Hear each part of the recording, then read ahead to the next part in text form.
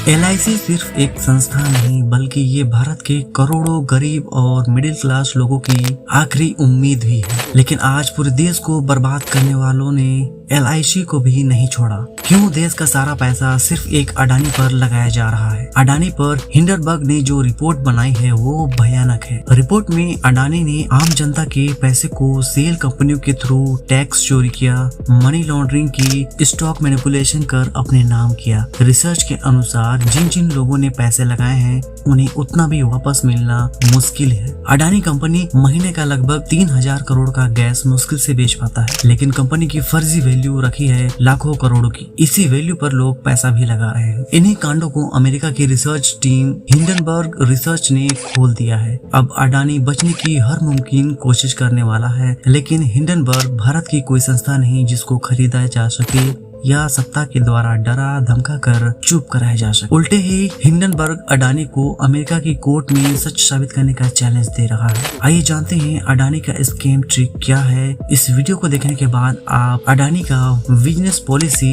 पूरी तरह समझ जाओगे। So sit back and relax क्योंकि मौसम बिगड़ने वाला है। Let's begin.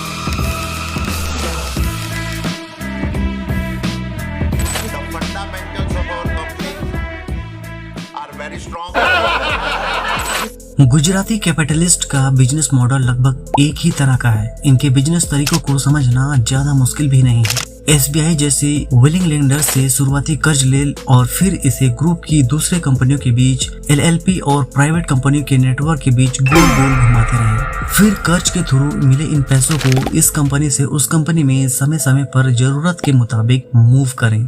अलग अलग समय सेम फाइनेंशियल ईयर में हर एक कंपनी के कैश बैलेंस को बढ़ाते हुए स्टॉक की कीमतों को बढ़ाते रहे और फिर स्पेशली SBI और दूसरे इंस्टीट्यूशनल इन्वेस्टरों से और ज्यादा कर्ज की मांग करते रहे। वह तो देने के लिए बैठे ही हैं।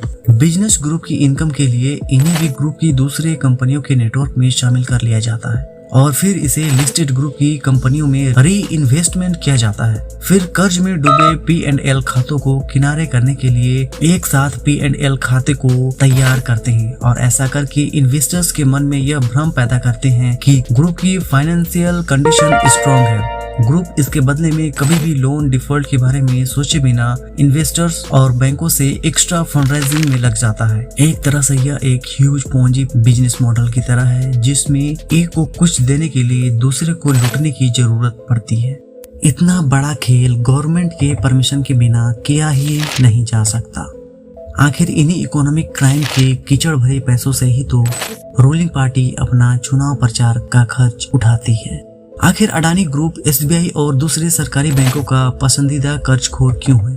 ऐसा इसलिए है क्योंकि केवल सरकारी फाइनेंशियल इंस्टीट्यूशन ही है जो अनकंट्रोल्ड फॉर्म से अनसिक्योर शेयरों की गारंटी पर अनलिमिटेड फंड्स उधार देने के लिए तैयार बैठे हैं। कोई भी सरकारी बैंक कर्ज देते समय कंपनी की बैलेंस शीट और P&L खातों और उनके सही कीमत को पूरी डिटेल से देखने की हिम्मत ही नहीं करता, क्योंकि कहीं ऐसा ना हो कि वे अपनी नौकरी ही खो दें या हो सकता है कि झूठे आरोपों में जेल भेज दिया जाए।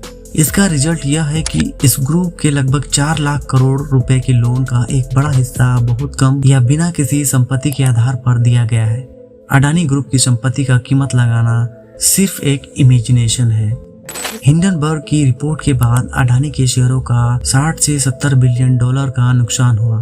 तो कोई भी सरकारी बैंक ऐसा नहीं है जो इस ग्रुप को 50% मार्जिन मनी देने के लिए कहे। डर है कहीं ऐसा न हो कि सच सामने आ जाए और जनता सड़कों पर आ जाए और SBI या किसी दूसरे सरकारी बैंकों में जहां जनता का खाता है वे बदनाम न हो जाएं। 14 साल के लिए सेबी द्वारा शेयर ट्रेडिंग से बैन किए जाने के बावजूद केतन मेहता जैसा मेगा स्टॉक ऑपरेटर प्रॉक्सी का उपयोग करके अपने पुराने कस्टमर अडानी जैसों को बनाए रखते हुए अपने भारतीय बिजनेस को पहले की ही तरह कंफर्टेबल होकर लंदन में रहते हुए चलाना जारी रखता है। इस वीडियो को देखने के बाद आपको क्या लगता है कमेंट करके हमें जरूर बताएं। वीडियो देखने के लिए शुक्रिया।